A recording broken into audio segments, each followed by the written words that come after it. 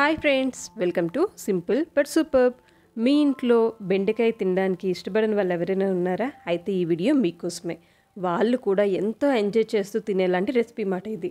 మరి దానికోసం ముందుగా స్టవ్ ఆన్ చేసుకొని ప్యాన్ పెట్టుకొని ఒక 1/8 స్పూన్ వరకు ఆవాలు, మీకు క్లియర్గా చెప్పాలంటే 2 చిటికల ఆవాలు, 1 చిటిక జీలకర్ర, అలానే ఒక 8 నుంచి 10 వరకు మెంతులు, ఒక 3 స్పూన్ల పల్లీలు, 1 స్పూన్ శనగపప్పు, 1 స్పూన్ మినపప్పు, అలానే మీ కారానికి సరిపడా ఎండుమిరపకాయలు. నేనైతే ఇక్కడ 8 వరకు వేసుకున్నాను. ఇవన్నిటిని కూడా సిమ్ ఫ్లేమ్లోనే దోరగా వేగేంత వరకు వేయించుకున్న తర్వాత వెల్లుల్లి రెబ్బల్ని ఒక 10 వరకు వేసుకోండి. అలానే 2 స్పూన్ల నువ్వులు కూడా వేసుకోండి. ఇంకా నువ్వులు చిటపట్లాడుతున్నప్పుడు స్టవ్ ఆఫ్ చేసుకుని ఇవన్నీ కూడా చల్లారడానికి పక్కన పెట్టేసుకోండి. అంతలోపల బెండకాయల్ని శుభ్రంగా క్లీన్ చేసుకొని చక్కగా క్లాత్తో తుడిచి ఇలా ఆరేలాగా పెట్టుకోండి. ఇప్పుడు పైనున్న తొడుములన్నీ తీసేసి పైనుంచి కింద వరకు కూడా ఒక ఘాటు పెట్టుకోండి. మీరు గుర్తుపెట్టుకోవాల్సింది ఏంటంటే బెండకాయ విడిపోకూడదు. జస్ట్ పైనుంచి కింద వరకు మనం మువ్వంకాయకి ఎలా అయితే పెడతామో అలా ఘాటు పెట్టుకోవాలన్నమాట. ఇంకా అన్నిటినీ ఇలానే రెడీ చేసుకొని పెట్టేసుకోండి. అంతలోపల మన పప్పులన్నీ కూడా చల్లారిపోయి ఉంటాయి. ఇవి కంప్లీట్గా రూమ్ టెంపరేచర్కి వచ్చేసిన తర్వాత ఇందులోనే మనకి రుచికి సరిపడా ఉప్పును తీసుకోవాలి. అలానే చిటికెడ పసుపును వేసుకోండి. మంచి కలర్ వస్తుంది.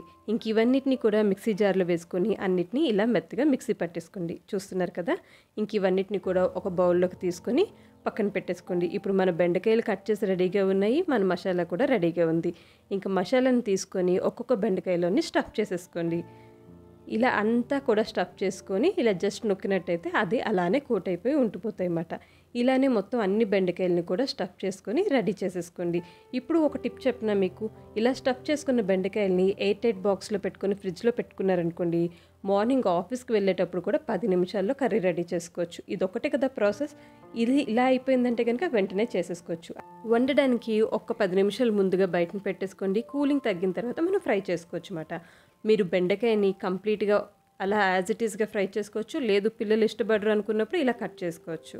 ఇప్పుడు నేను ప్యాన్లో 2 స్పూన్స్ ఆయిల్ వేసుకొని మొత్తం బెండకాయలు అన్నిటినీ కూడా వేసుకొని సిమ్ ఫ్లేమ్లోనే మూత పెట్టేసుకొని అలానే 1 నిమిషం వదిలేయండి. ఎందుకంటే మనం ఇప్పుడే కలిపేసామనుకోండి మసాలా అంతా బయటకు వచ్చేస్తుంది అన్నమాట. సో 1 నిమిషం మగ్గిన తర్వాత ఆ మసాలా అంతా బెండకాయకి చక్కగా పట్టుంటుంది. కాబట్టి అప్పుడు తీసి మధ్య మధ్యలో కలుపుతూ బెండకాయ సాఫ్ట్గా అయ్యేంత వరకు, అంటే ఒక 10 నుంచి 15 నిమిషాలు పడుతుంది. అంతవరకు కూడా మధ్య మధ్యలో మూత తీసి చక్కగా అటు ఇటు తిరగవేస్తూ ఫ్రై చేసుకోండి. ఇంకా మనకి మసాలా పౌడర్ ఏదైనా మిగిలిందనుకోండి అది కూడా లాస్ట్లో వేసేసుకోవచ్చు. ఇంకా చూస్తున్నారా బెండకాయ ఇలా సాఫ్ట్గా అయ్యేసరికి ఇంకా రెడీ అయిపోయినట్టే. దగ్గర నుంచి చూస్తుంటే మీకు తెలుస్తుంది కదా రెడీ అయిందని. ఇది సాంబార్తో కానీ రసంతో కానీ సూపర్గా ఉంటుంది. మీరు తప్పకుండా ఈసారి ట్రై చేసి చూడండి. ఇష్టం లేని వాళ్ళు కూడా తినేస్తారు. మరి ఈ వీడియో నచ్చిందా? నచ్చినట్టయితే వీడియోని లైక్ చేయండి. మీ ఫ్రెండ్స్ అండ్ ఫ్యామిలీతో షేర్ చేసుకోండి. మన ఛానల్ని సబ్స్క్రైబ్ కూడా చేసుకోండి. Thanks for watching friends.